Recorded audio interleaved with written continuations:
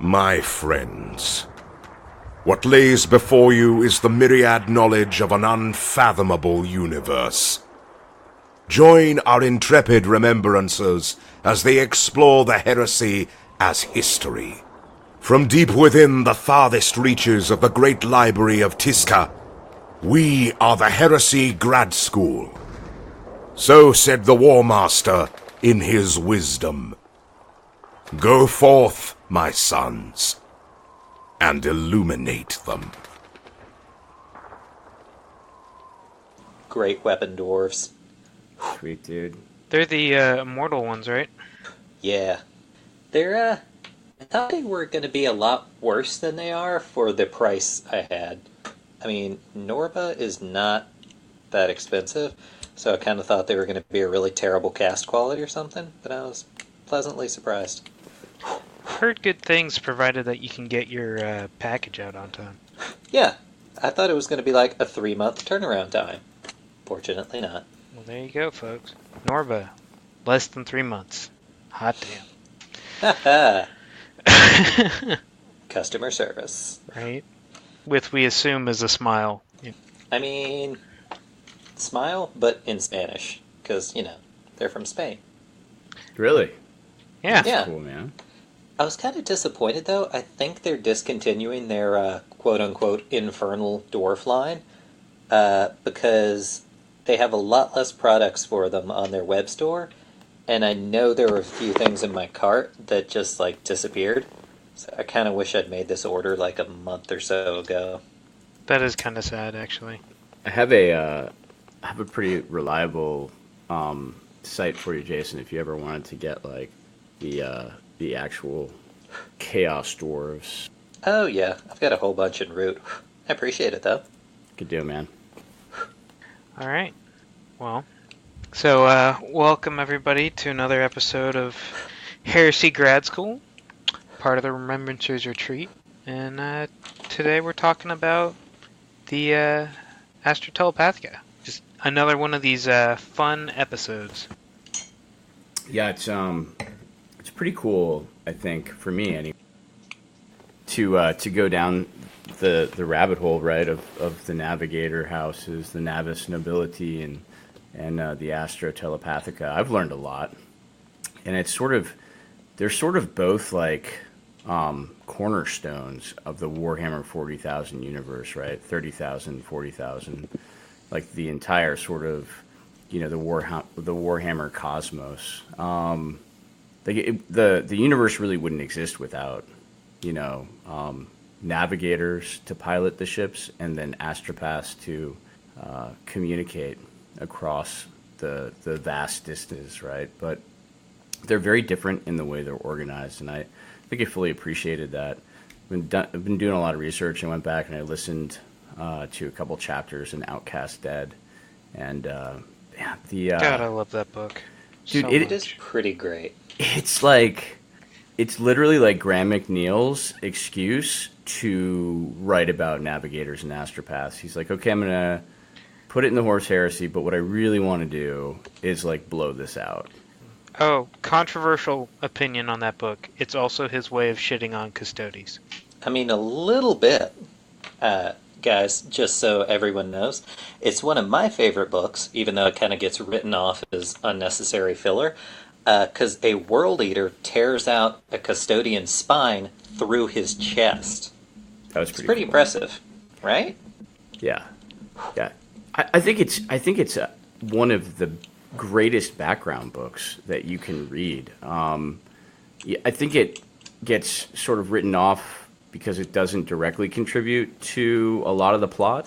It does kind of stand on its own, but it is, in terms of just atmospherics, right? It's got some of the greatest atmosphere of any of the Horus Heresy books because you're in the Imperial Palace, right, for most of the book.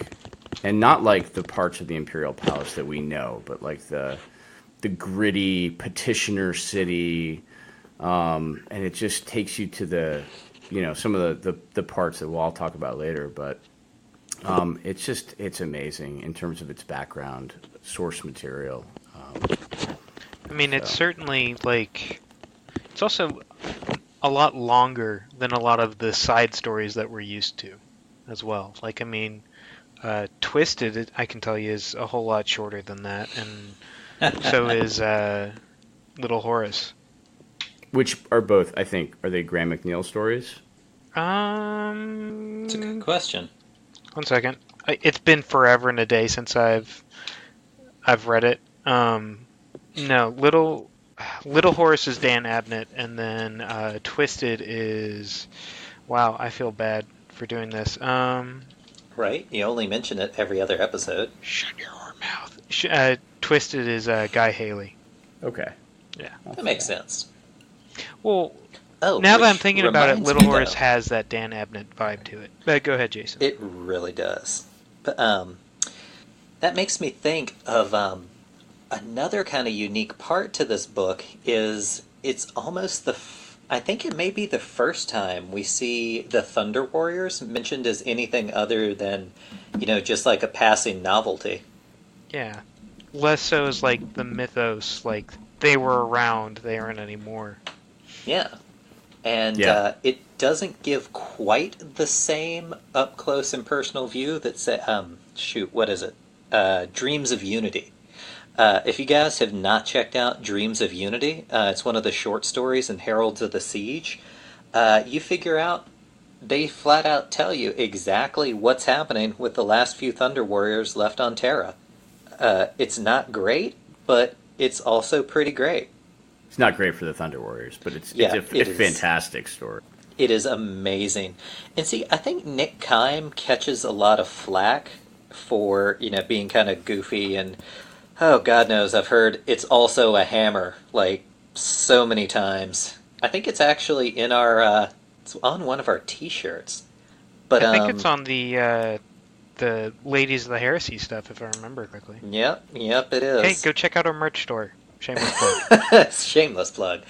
And that's goofy as shit. Like, I will never argue that point.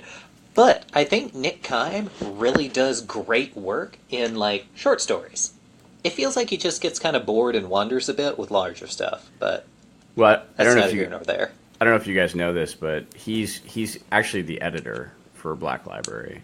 So that seems a good job. Yeah. Yeah, right? I guess so. he's gotta herd all those cats, man. And so Yeah. he's pretty cool actually. When I listened to him talk on the I guess it was the Siege of Terra, right, leading up to the Siege of Terra, Black Library released a bunch of short videos they did with various authors and then editors as well, right? Or the editor. So Nick Kime gets to sort of sit in the room with all these guys, and get them to write, coherent stories. And so I can only think that, like, after 54 full-length novels of the Horus Heresy, I think he's done a pretty good job. We need more, though. That's going to cause a whole lot of OCD folks problems that they stop the series officially at book 54. You think? Because it's not like a round number? Yeah. Like, at least hit 55. Like, that's funny, man. Put out, like, before you officially end the Horus Heresy and start, Siege of Terra, the series, at least get it to 55, man. 54 is weird. Yeah, give us a short story about child on a compliance world, or I don't know. It's divisible by 3. It's awkward. It's an awkward number to leave a series at. I'm okay with it. Okay with it being over. But yeah. So Jason, what are we doing today, man? All right. So, Astropaths. This is something I've been kind of excited to talk about here. Can't live with them. Can't live without them. I mean, yeah, kinda. I really thought it'd be a good follow-through from our last episode on the Navigators, because really it's the Navigators and the Astrotelepathica, eventually to become the Adeptus Astrotelepathica, that makes the Great Crusade, like, as a project, actually plausible. Like, I think there are plenty of Black Library books where the scale kind of gets lost, as in, like, the actual galaxy spanning, entire size of the Great Crusade.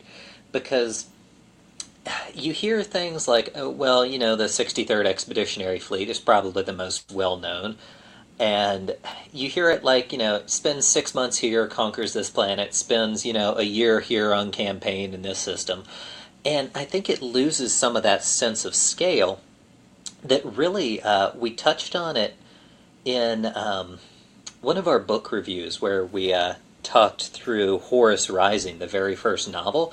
Dan Abnett actually puts a flat number on the amount of primary and secondary expedition fleets and support elements going on, and it's close to 4,000, which sounds like a whole bunch, but when you're talking about the entire span of known and unknown galaxy both, and just thousands upon thousands into the millions of stars and worlds that this great crusade has to expand to conquer, that's one of the big things about the navigators is how they make it possible. So what I wanted to start with is actually a little bit of a bridge between the navigators and the Adeptus Astrotelepathica. So if you guys want to check out page 21 in the very first book, it's got a super cool little star chart between page 20 21. And this is kind of all the love that the Astrotelepathica get in the Black Books. So much more Dave than myself, because Dave's our local rabbit hole expert. But we really had to dive into some other sources because between, like, the novels, you kind of get little bits and pieces, outside of the Outcast Dead, of course, of what exactly it is the Astrotelepathica and the Navigators do. But this gives us kind of like a good little baseline. But the important thing to remember is Navigators would not be where they are helping to cruise between star systems in an amount of time that doesn't take multiple generations. They would not be where they are without the Astronomicon. So, this is a project the Emperor started on way, way back before he even conquered Terra all the way. Before even the Great Crusade kicked off, this Astronomicon was constructed, and it was kind of to establish a sort of pole star in the warp for navigation. And we touched on this a little bit last time. But what I thought was kind of interesting is it enveloped most of the population of burgeoning Terra, which is just a crazy amount of people, even after they've been thinned by the Unification Wars. But more or less every reach of resource that the Emperor had in this very early part of the Unification was put towards constructing the Astronomicon. And it was built soon after his quote-unquote alliance with Mars, because it was supervised by hundreds of Martian tech priests. Again, this is another good example of how the Emperor never really gets off the ground without Mars, but I digress. So, it allowed navigators to use this as a reference point to plot journeys, which allowed work travel with an unprecedented margin of safety. Now, given, even then, it's still not great. Even when they have it, the Astronomicon to guide themselves by, there's still all sorts of wacky warp shenanigans, like, you end up arriving at your destination a week before you originally left, crazy stuff like that. But it allows speed and travel that's never been even attempted before, much less decently regular, and it allowed the span of the Great Crusade to be semi-reasonable. It was actually referred to as the Emperor's Light early on, and people weren't really aware of this, but it was actually a focusing beacon for a portion of... Hold on a sec, everybody. Small disruption. There we go. Let's get Jason back. Yay, Jason's back. Sorry about that. We timed out. Small computer glitch. Not a problem. Alright. Am I unmuted? Yes, you are unmuted. Excellent. Where was I? Talking about the Astronomicon. That's not too broad at all. No. I think you were talking about how it was a focused beam of light. Ah, thank you. So, it was actually built to sort of be able to focus the Emperor's power, which wasn't a really widely known fact at the time. But it allowed him to channel a portion of his psychic energy into this kind of self-sustaining North Star in the warp. And again, it made the Great Crusade, the span of travel of which, to be semi-reasonable.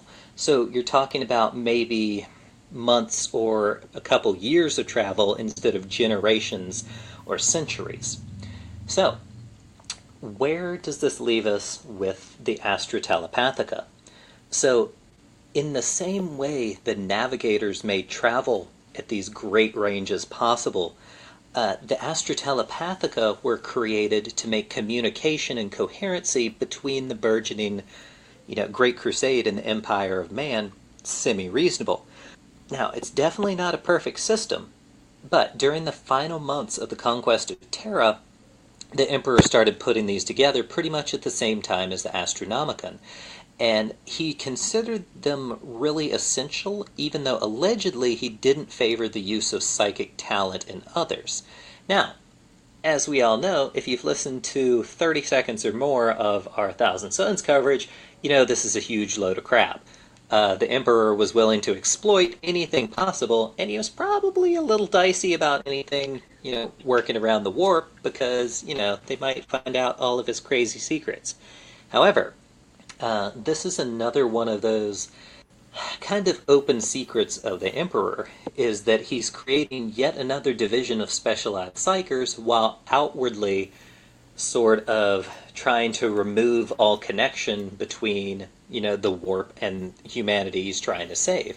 And I kind of thought it was interesting because maybe in the same way as he was probably planning to do with many of the Primarchs and the Thousand Sons of the Legion, was he only using the Astrotelepathica as long as he needed for his final project, his, colonies in the webway to get started. But that's way, way down the road. So, the Emperor was well aware of the dangers in the warp, and Terra had possessed plenty of, crazy psychopathic psychers, witch kings ruling over everybody with a psychic mind grasp. Through the Age of Strife, there was that huge upswing in mutation and psychic manifestation. But that does make more psychers available for specialized projects like this. So the Astrotelepathica, which is composed of Astropaths, which is short for Astrotelepath, they're telepath psychers that communicate across crazy distances, but they don't do it in a very coherent way. It's not like a psychic walkie-talkie. They communicate via empathic transmissions and visual allegories. So instead of, think of it like using a long-range interpretive dance with your mind to get your point across to somebody that's hundreds or thousands of light years away. And even with the huge problems that, obviously would cause even at a baseline, considering so much of this is subjective and open to interpretation, it's the best idea they have and the only one that's really feasible.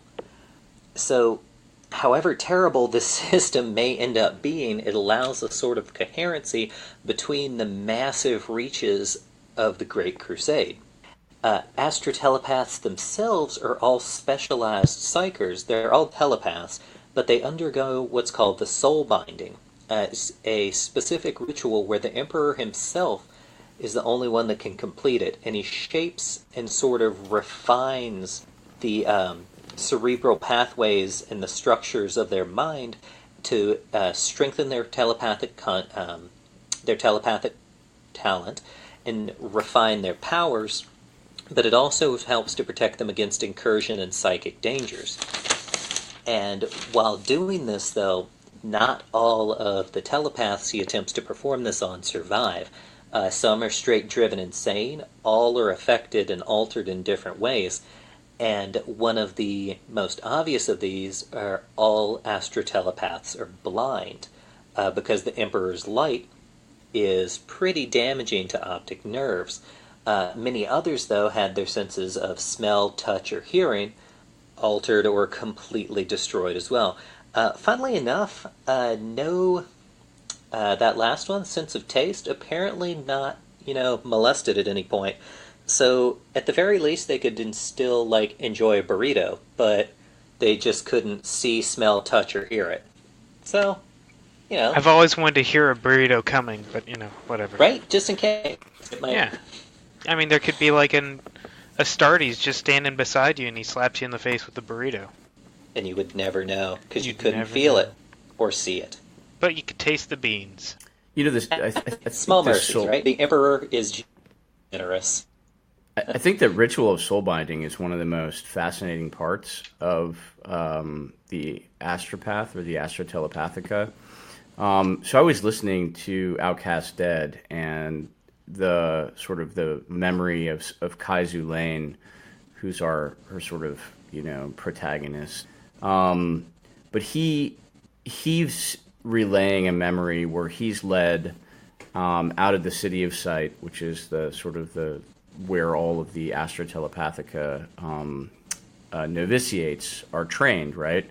And he's literally led to the Imperial Palace, and he kneels in front of the Emperor, right? So he literally kneels before the Master of Mankind and undergoes the ritual of soul binding, which that is an almost implausible thing to imagine, right? So we know that not every psyker is powerful enough to become an astropath. In fact, right. Very, very few are. Most of the psychers, most of the nascent humans with nascent psychic ability are simply rounded up and they're taken to the Hollow Mountain, right? They're sort of fed into the Astronomicon. But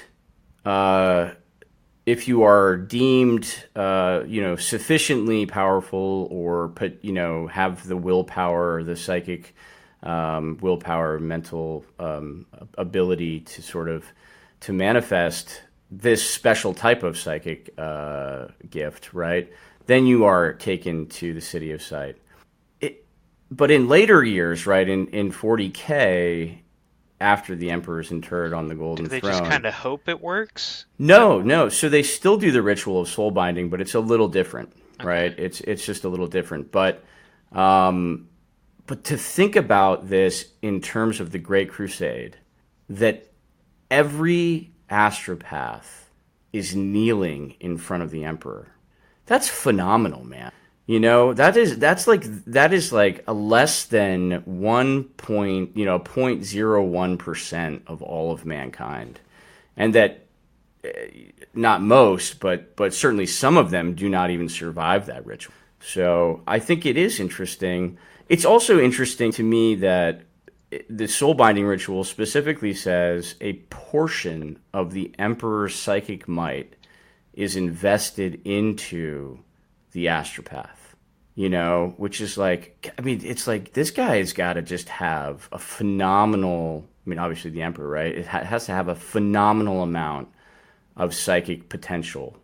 And that even 10,000 years later, right, they're still making astropaths. And they're probably making them at an even greater rate. Especially with the new Rift, you can only imagine, like, the need to, like, be able to talk to somebody. Yeah. On like Ball or something like that from Terra. But yeah, I thought that was one of the most fascinating parts of the Astropath, the Astrotelepathica, that I certainly didn't have a full appreciation of, right? Because I think we just often we go to the part of the story that appeals to us the most, right? Which are the transhuman, post-human, super armored warriors, or the mortals. Or the Mechanicum, but we never stop and we are like, the Astropath. But Jason, I was telling Pat that I found this amazing source document, right? So somebody, and I don't know who it is, because if I did, I would certainly give them credit. Somebody has compiled a complete dramatis personae of the Horus Heresy, right? So like books 1... Dude, insane, right? So take a guess. Just take a guess. How many specific characters there are from the Astrotelepathica in the Horus Heresy books? I'm going to say 5. Pat? I'm gonna shoot for. Let's see. There's one. I'm trying to remember because I know there's a couple in like when the Heresy starts out. I'm gonna shoot for 10. So you guys are actually both way under. There's at Really? least 25. Okay. Right. So let me read you some names, and I think it'll jog your memory. Kaizu Lane, obviously from Yeah, Outcast yeah. Dead, right? Athena Diaz, also Outcast Dead, but Fair. but do you guys remember Armina Fell? Was she the one that was talking to Dorn in like She book 3? she is in fact Dorn's personal senior astropath. She's Huh. the adjutant to Rogel Dorn. Yep, she appears in Crimson Fist and Praetorian of Dorn. Okay. We have, let's see, I'm just going over Astropaths here. We have Yang, who's from Ghost Speak Not. I remember him. Yeah. But I mean, there's so many. There's so many Astropaths. And yeah, even in Fulgrim, you've got Sistor, who's the master of the Astropaths, the 52nd expedition, and then, I mean, it's amazing to go back and start to read some of these names, and remember that, oh yeah, that guy was there, right? He did exist. So, and then of course Ing Mei Sing, right, who Of is course. the mistress of Astropaths, 63rd expedition. Tragic fate there. Sorry, Ing. But yeah, no, I mean, they're so I love that. I love that. For me, this is jogging all my memories, and it's going back, and I'm remembering all these really interesting supporting characters. That But do in fact exist. yeah, they're super important to the story. But I think the other thing I wanted to touch on, Jason, is the idea of how the astropaths construct and convey meaning, right? So you touched on it a little bit with sort of the allegorical message. It's called actually an autochristasian transcript, all right? And so each astropath, from the very beginning when they're a novitiate, they're taught to interpret their dreams, right? Because dreams have meaning. And for astropaths, dreams are very important because they are the vehicle, they're the vessel through which meaning is interpreted. And so that's why they go into this trance, right? It's an astropathic trance. They go into the trance, they receive the message, and then they are able to interpret it based on sort of their book of dreams, right? And I can't remember exactly what it's called right now. I will find out for you guys. Don't they also have like ciphers inlaid into like their memories and things like that? And that's how, you get the. I know in some of the 40K novels and actually even in the 30K ones, they talk about like the levels of transmission, like Vermilion and things like that, and like the Dan Abnett books. Oh yeah, absolutely. And that's how it's possible to pass sort of encrypted messages through an astropathic vessel, an astropathic duct, right? So that it can be retransmitted, which is really all you're doing is you're just doing retrans, right? So Right. if you're at the far end of a galaxy, it's not like this super powerful astropath or an astropathic choir, which we'll get into a little bit the meaning and the purpose of a choir. But it's not just like they're throwing this out into the void and the warp and hoping it's gonna get to Terra, which is like 1,000 light years away. No, there's like there are astropathic ducts and there are astropathic relays along the way, and in fact, if you're an astropath, let's say on a rogue trader vessel, and you pick up a distress call coming from a certain sector of space, but it's not intended for you. It's a distress call that needs to get to somewhere. Well, it's your responsibility to then relay that distress beacon or distress call or encrypted message back to where it's supposed to go, right? So it's almost like each one of these astropaths has a function and a role that is above and beyond simply what they're doing, sort of the day to day, right? So they're in service or in thrall to a navigator. I'm sorry, a rogue trader, or some other form of administratum or imperium, organization, but they still serve this broader purpose, which is to communicate and pass the messages of the imperium abroad. So, speaking of, I really wanted to read this. This is an example of what an auto Christothesian transcript would be. So this is sort of how astropaths communicate.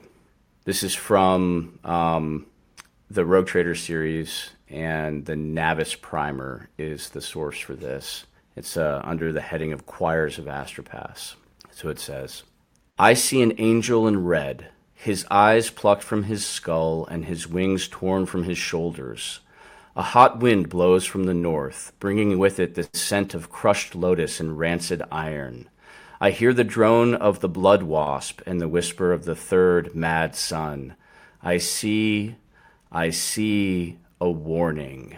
And that is the transcript of the last words of Astropath Ihora, slain in a Chaos Reaver attack hours later. So that is exactly how astropaths would communicate and would send messages through the warp, and and then try to interpret that, man. I mean, if there was any doubt in the 30K setting, even their walkie-talkies are metal as fuck.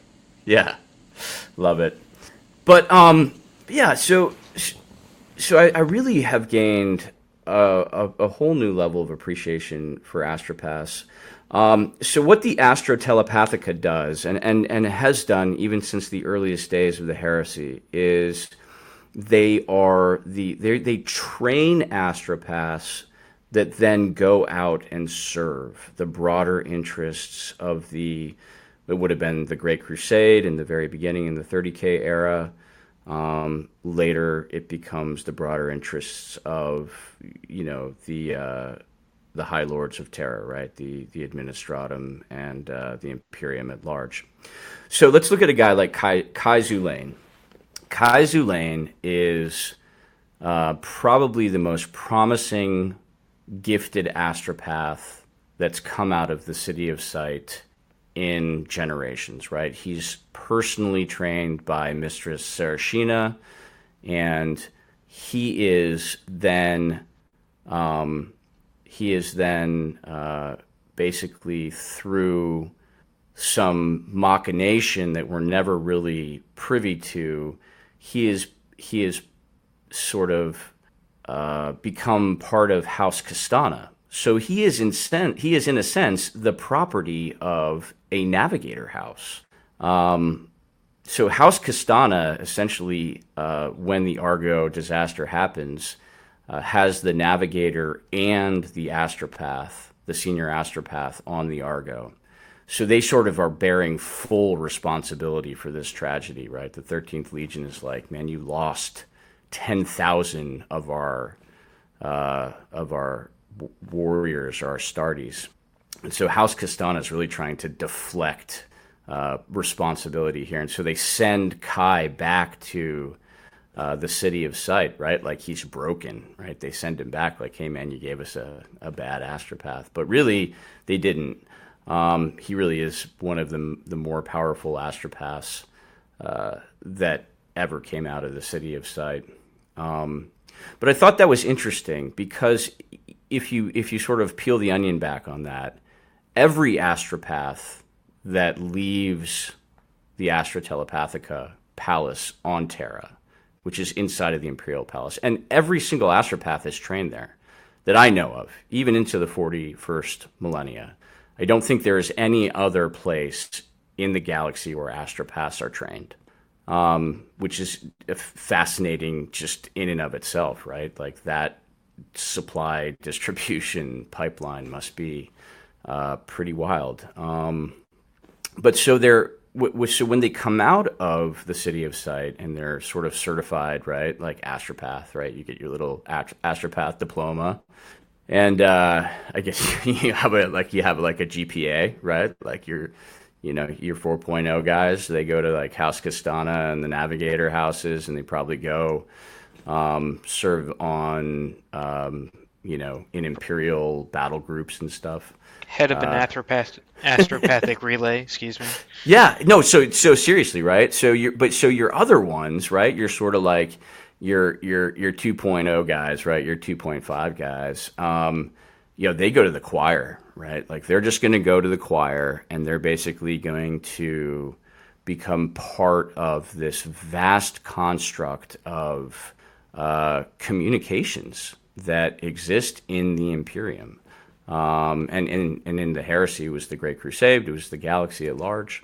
And so literally 24/7, they're just in this trance cycle, right? They're just interpreting dreams, and they're interpreting messages, and then they're decoding them, and they just, I mean, the burnout rate is phenomenal, right? Like you're lucky if you last 5 or 10 years in a choir, because you're just getting sort of 24/7. Your mind's open to the warp, and all of the things that can go wrong, warp incursions or intrusions are going to happen. If you're lucky enough to make it through that process, if you're mentally strong enough, so you do your time, in the trenches on an astropathic choir, then you can come out of that, and then you either become the head of the choir, or you go on to serve in an advisor capacity, or you become sort of the head astropath on like a rogue trader vessel, or in an Imperial battle group, or certainly in the 41st millennia, for an Inquisitor. But the life of an astropath is not an easy one. In fact, I think most of our listeners will be familiar with the advanced aging process that happens. So Kai, while he's 30 standard years, he already looks like he's in his late 50s. And Sarashina, who's undergone extensive rejuvenant work because she's so critical to the Imperium, she looks like ancient. And so it's they are burned out. But you almost never hear about an astropath going rogue, right? Like you never hear about an astropath becoming corrupted. And my theory is, and I don't have any source document for this, but my theory is because of the soul binding process, because a tiny part of the Emperor's psychic soul is transferred to the astropath, that they really are, they do become sort of not uncorruptible, but certainly highly resistant to malign influence, right? Like they can be burned out, they can have their mind explode, they can be eaten by demons, but they're not going to go rogue. They're not going to go renegade. And I think that is an interesting sort of little thought to ruminate on. I don't know. What do you guys think? They do have the black judges whose sole point is to club to death a astropath who's undergone an incursion, right? Oh yeah, so the Black Sentinels, the ones that sort of guard the City of Sight. Those are the guys. I get them mixed up with the Black Judges from the Iron Warriors. From Olympus, right? Yeah. So the Black Sentinels are interesting. They are completely a knee-jerk reaction, based on the Council of Nicaea, right? So the conclave at Nicaea happens. The Emperor kind of gets his arm twisted. I think he and Malkador kind of, I'll say it, I think they were pussies. I think they should have told... shots fired. Yeah, I think they should have told... who's the fucking Primarch of the Death the Death Guard. Why can't I think of his name? Mortarion? Yeah, I think they should have told Mortarion to sit down and shut up, right? Shut the fuck up, Mortarion. Sit down, man. You're made of warp shit too. Full disclosure, all three of us are Thousand Sons players, so our coverage might be biased. Yeah. And none of us really enjoy Magnus. I like Magnus. I mean, Dave is kind of a Magnus fan, right? This is true. Out of the three of us, he's the only one that actually has a Magnus model. Both of them, to be precise. But yeah, so they are really a knee-jerk reaction to the Council of Nicaea, and the fact that the Istvan massacres, not shortly after the Council of Nicaea, but within a few years, it was probably a good thing that they had these guys, because as soon as that sort of that traffic, that message traffic started flowing back, there were some astropaths that were just going batshit crazy. Like, they couldn't handle. So one of the things about being an astropath, an astro-telepath, right? Because this is the tele-empathic part of being soul-bound and being a psyker, is that you pick up the background noise of everybody's thoughts, and just all that chatter in the background. It's got to be awful. Oh, it's. I mean, absolutely, right? Like, you can't tune it out. They've got mantras that they can say to kind of like try to build the mental bridge. But when they're out in the warp screams and the chittering of demons and like all that shit's right there. And so, especially like you hear about astropaths going mad when they hear the echoes of like a catastrophe, like a world that dies, right? And even to the point where they can pick up these echoes thousands of years later. So astropaths close to the Eye of Terror, the Maelstrom, will still hear the death screams of alien races, which is even more insane because they don't know what the fuck they're saying. They're just like a billion voices cry out in agony, and they just hear that shit over and over again, right? So they just can't process it, man. Right. They just full fucking overload. So it was probably good they had these guys around, right? The Black Sentinels. But I mean, they're there as much to kill off guys who are just having complete and utter seizures because they just heard a world die, but also just to protect them in general. Yeah, not so much. So you would think that they'd be like a security force to protect the astropaths, but their job is to make sure that that if a psyker becomes possessed, right? So if like a demon takes over, that they're there as like they're like the failsafe, right? They're a specialty trained force of psyker killers. So they're jailers, they're executioners, and they're specially trained psyker killers. So and this is the testimony of Kai Zulain, right? Kai's like, I couldn't wait to get the fuck out of the Whispering Tower and the City of Sight. Right? It's not like a great place for these guys. Like, people like the astropaths that are there, they go through harsh initiation as a novitiate. They're put through the ringer, and then of course they go in front of the Emperor and have their eyes melted out, right? And have their fucking senses burned out, right? So they're like, by the time they go through all that, they're like, I'm ready to go, man. This is not a place of happy memories for me. This is not like, this is not summer camp. So Sorry, it's like, I'm just like, wow. Yeah, no, it's grim. This shit is super grim. This is why I love talking about the astropaths and the navigators, because it is like the foundation of the grim dark, man. It's just what this shit was built on, I love how grim dark it is. Like, this is a slight non sequitur, but you look at, like, let's take another sci-fi genre for a second. Let's look at, for instance, Star Trek. Like, Warhammer could have easily done like signals in Star Trek are just sent through like relays. There aren't humans there. It's all mechanical stuff. You know, you just get a signal from Earth every once in a while, or you know, to navigate they just have warp drives and they just plot it. But like, how grimdark is it that everything is reliant on these humans that are essentially killing their bodies in order to get you from one place to another, or to get a message from one place to another? Yeah.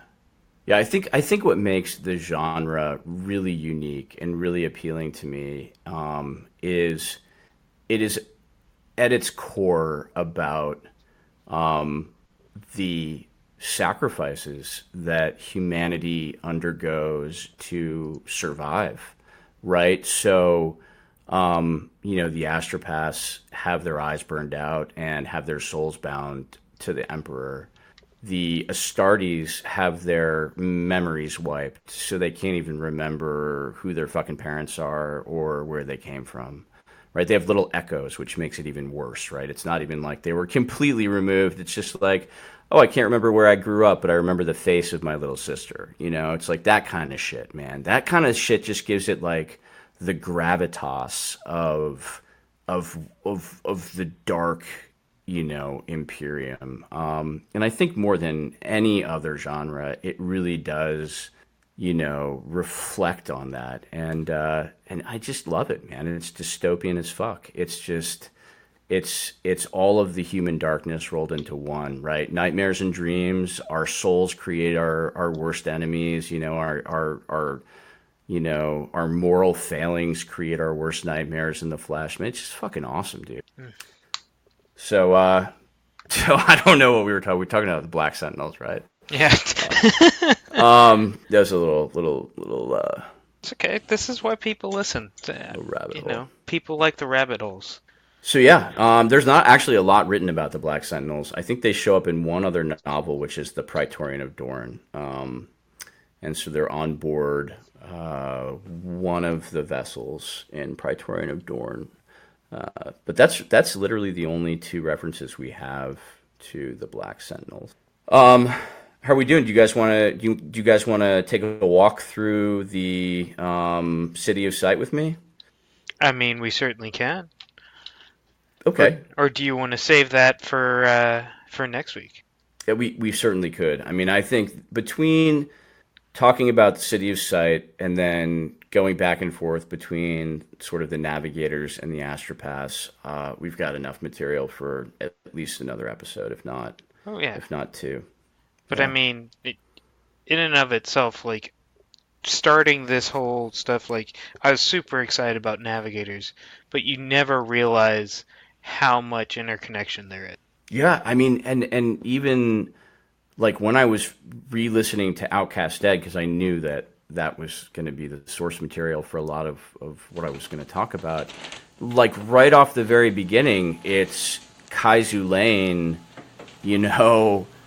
being essentially, he's getting a fit for duty report, right? Like from a house Castana chirurgeon, like I think they call him like a neuropsychic chirurgeon, right? So he's like a shrink for psychers, and he's giving like Zulaine this fitness report, which is like, you represent a considerable investment on the part of House Castana, and so they're not just gonna like throw him away and cut their losses, but they've got to save face, so yeah.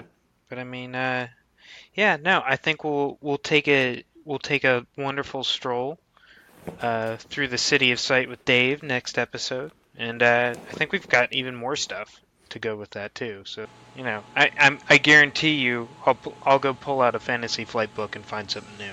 Sounds good to me. Yeah, that's the other thing I would say, guys, is get your hands on some of the Fantasy Flight games, Warhammer 40,000 RPG supplements, because they're just amazing for the background lore and the little nuggets of wisdom. I mean, ostensibly there's a role-playing game in there, but I mean, honestly, you could just read these things for like the magical like tomes of knowledge that they are. Oh yeah, easy. You know what the other insane thing about them is, Jason? I don't know if you know this, but Pat sort of told me this, and it made sense once I started reading them. So they're all interconnected. Like they're all they're all in like It's all within the same system. They're all within the same system, and even some of the story arcs cross over. I think it was it 2012, 2010? I'm honestly, if somebody corrects me in a comment, I'm perfectly fine with that. But so they released a story arc for Death Watch, Black Crusade, and Rogue Trader that all interconnected. I think it's Harlock. I think it's the Harlock trilogy. Right, the Harlock saga. I remember that. Yes. Yeah, but like, and it was like a big event, how to do kind of thing. So. Yeah, but it's pretty legit. Actually, I think Pat, and we'll have to go back and fact check me on this. But the sector that it's set in, I think I found in Imperial Armor 13. So we'll have to go back and do some checks, but I think it's there, man. Yeah, man. So yeah, cool. Alrighty. Well, hope y'all enjoyed this episode of Heresy Grad School. Thank you so much for listening. The only thing I have to plug, I guess, right now is go check out our merch. Go check out Patreon. Every little bit helps. Also, I think once this episode, or when this episode releases, you guys will see our new Heresy Grad School artwork that we just got back. It is exciting. Pat's officially a member of the crew now. Yeah, I'm the goofy guy in the middle with the cocky smile. But yeah, Dave, you got anybody to plug?